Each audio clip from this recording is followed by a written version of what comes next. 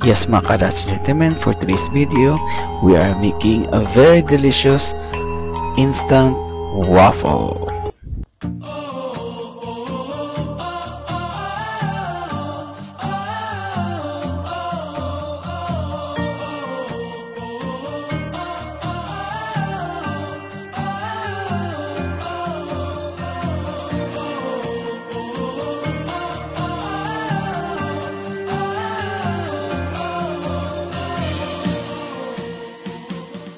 Yes mga ka-Rats gentlemen, ngayon maiba naman tayo ngayon. For today's video, gagawa tayo ng masarap na waffle. Yan. Okay, gawin natin. Unang-una, lagay tayo ng oil guys. Okay. Yan. Kasi mainit na, preheat na po siya. Yan. Ilalagay ang ating mixture. Actually, premix na po ito yung ginagawa natin guys.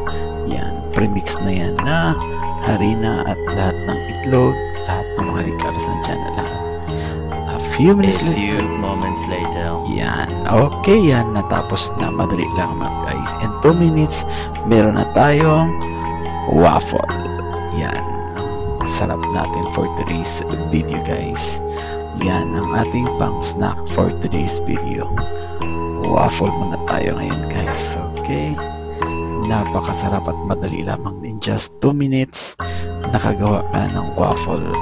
Shortcut lang po tayo guys. Gumagawa na tayo ng premix na yan ang ating mixture na ginagawa nating waffle.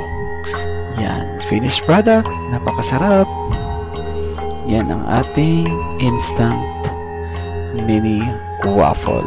Yan. May pa-snack na tayo. Napakasarap. Thank you for watching. Bye!